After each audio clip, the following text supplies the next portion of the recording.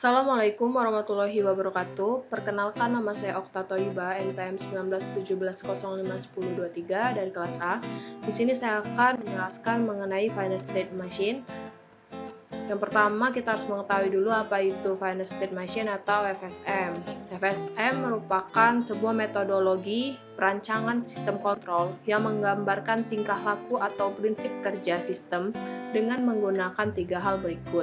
Yang pertama ada state atau keadaan, yang kedua ada event atau kejadian, yang ketiga ada action atau aksi. Pada suatu saat, dalam periode waktu yang cukup signifikan, sistem akan berada pada salah satu state yang aktif. Sistem dapat beralih atau bertransisi menuju state lain jika mendapatkan masukan atau event tertentu, baik yang berasal dari perangkat luar atau komponen dalam sistemnya itu sendiri. Transisi keadaan ini umumnya juga disertai oleh aksi yang dilakukan oleh sistem ketika menanggapi masukan yang terjadi. Aksi yang dilakukan tersebut dapat berupa aksi yang sederhana atau melibatkan rangkaian proses yang relatif kompleks. Ini merupakan gambar dari finite state yang terdiri dari, yang pertama itu ada lingkaran. Jadi state-nya itu berbentuk lingkaran, ini tidak masalah, yang penting dia sudah menggambarkan state itu sendiri. Lingkaran itu diberi label sesuai dengan nama state-nya. Ini nama state-nya itu S0 dan S1, atau biasanya bisa juga Q0 atau Q1. Pembagian lingkaran itu ada lingkaran bergaris tunggal, berarti state sementara, dan ada lingkaran bergaris ganda yang berarti state akhir. Jadi dia kalau state akhir itu lingkarannya ada 2, double. Kalau state sementara atau state biasa itu hanya 1 lingkaran. Kemudian ada anak panah. Anak panah di sini menyatakan transisi yang terjadi. Label di anak panah menyatakan simbol yang membuat transisi dari satu state ke state lain. Satu anak panah diberi label start untuk menyatakan awal mula transisi berikut yang dilakukan. Nah, ini ada transisi awalnya digambarkan, itu mulainya dari S0. Dan ada transisi lagi menuju S1, dan ada transisi anak panah lagi ke S0. Kita lanjutkan. Dari diagram tersebut memperlihatkan FSM dengan 2 buah state S0 dan S1 dan 2 buah input E1 dan E0. Maksud saya E2, serta 2 buah aksi yaitu A1 dan A2, atau output yang berbeda seperti terlihat pada gambar. Ketika sistem mulai dihidupkan atau dimulai, sistem akan bertransisi menuju state 0. Pada keadaan ini, sistem akan menghasilkan action 2 jika terjadi masukan event 2. Sedangkan jika terjadi event 1, maka action 1 akan dieksekusi, kemudian sistem selanjutnya bertransisi ke keadaan state 1 dan seterusnya. Secara formal, FSM dinyatakan oleh 5 tuple atau bisa disebut M yang berisi keys, terus ada simbol ini yang seperti sigma ya. Terus ada fungsi transisi S dan F, di mana Q itu himpunan state-nya. Kemudian simbol setelah itu ada simbol masukan atau input. Kemudian ada fungsi transisi. Kemudian ada S itu sebagai state awal atau kedudukan awal, initial state. Kemudian ada F sebagai himpunan state akhir atau final state. Kemudian jenis-jenis FSM. FSM terdiri dari 2 jenis, yaitu FSM beroutput dan FSM tidak beroutput. FSM tidak beroutput digunakan untuk pengenalan bahasa dalam komputer.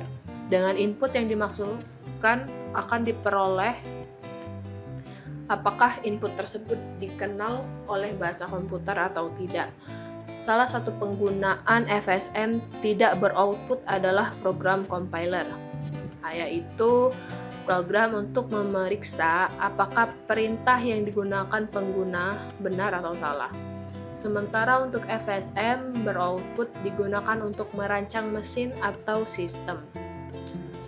Jadi ada metode memperlakukan FSM, ada dua metode. Yang pertama untuk memperlakukan FSM untuk menghasilkan output. Yang pertama ada merely state machine dan ada more state machine.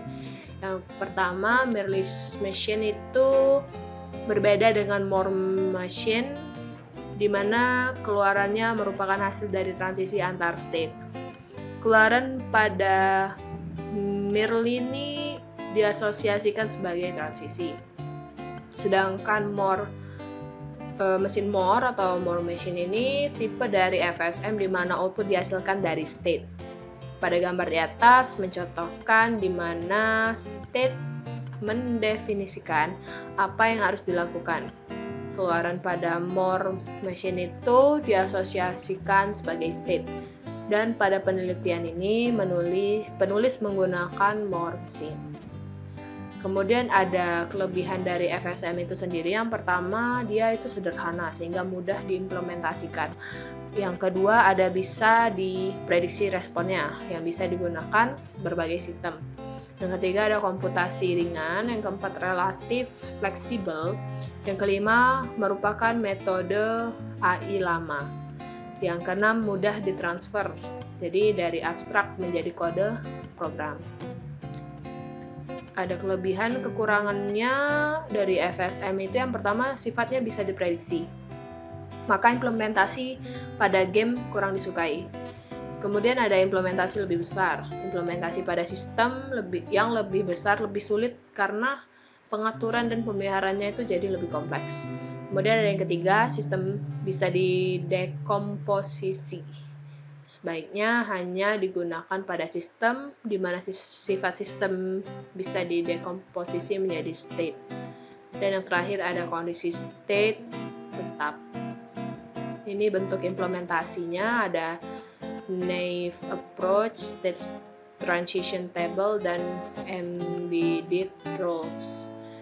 Naive ini menggunakan conditional statement atau if else atau switch case tanpa memecah objek menjadi objek-objek yang lebih kecil sesuai state-nya. Tapi kalau sudah kompleks, penggunaan metode ini jelas tidak dianjurkan.